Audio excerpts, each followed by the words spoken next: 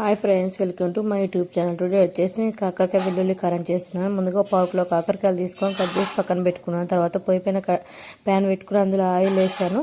Oil వేడైన తర్వాత దానిలోని తాలింపు గింజలు వేసుకుంటున్నాను. కాకరకాయ ఆ విధంగా కట్ చేసుకొని పక్కన పెట్టుకున్న తర్వాత చూడండి, అన్ని తాలింపు గింజలు వేసుకున్నాను. శనగపప్పు, జీలకర్ర, ఆవాలు, కరివేపాకు వేసుకుంటున్నాను. అవన్నీ ఫ్రై అయిన తర్వాత రెండు ఎండుమిర్చి చుంచుకొని వేసుకుంటున్నాను. ఆ విధంగా ఒకసారి కలుపుకోవాలి. మంచిగా వేగిపోయినాయి. తర్వాత నేను కట్ చేసుకుని పక్కన పెట్టుకున్న పావు కిలో కాకరకాయని మీడియం సైజులో కట్ చేసుకున్నాను. అవి ఇందులో వేసేస్తున్నాను. చూడండి, తర్వాత కొద్దిగా తగినంత సాల్ట్ వేసేసుకొని చిటికెడంత పసుపు కూడా వేస్తున్నాను. అన్నీ ఆ విధంగా ఒకసారి కలిపి మూత పెట్టుకొని పక్కన పెట్టాలి. తర్వాత నేను ఇక్కడ ఒక 10 వెల్లుల్లి తీసుకొని అవి అందులో వేసుకుంటున్నాను. మెయిన్ వచ్చేసి ఇదే కాకరకాయ వెల్లుల్లి కారానికి. ఒకసారి మళ్ళీ తెరిచి చూస్తున్నాను అవి మగ్గిందా లేదా అనేసి. ఒకసారి మంచిగా కొద్దిగా మగ్గింది ఒకసారి మధ్య మధ్యలో కలుపుకుంటున్నాను, లేకపోతే మాడిపోతుంది. ఆ విధంగా చూసుకుంటున్నాను. వాటర్ ఇంకా ఉన్నాయి అందులో. ఆ వాటర్ అన్ని ఇంకిపోయేదాకా వేపుకోవాలి.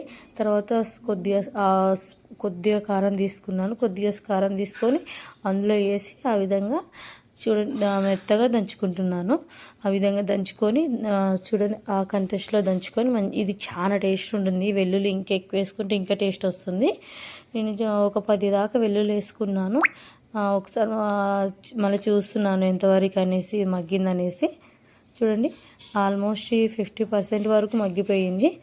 అట్లనే మధ్య మధ్యలో చూసుకుంటాను, లేకపోతే మాడిపోతుంది అనేసి.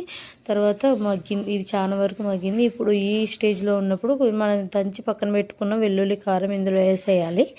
ఆ విధంగా మొత్తం ముక్కలకి పట్టేదాకా కలిపేసేయాలి. కలిపేసి మంచిగా ముక్కలకి పట్టే వరకు కలిపి ఆ విధంగా మంచిగా ఒక కలర్ వచ్చేదాకా వేయించుకోవాలి వాటిని.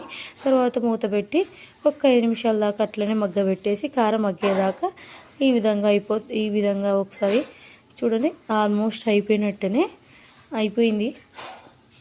మంచిగా టేస్ట్ ఉంటుంది. ఇది 3-4 డేస్ అయినా ఖరాబ్ అవ్వదు. Thank you for watching.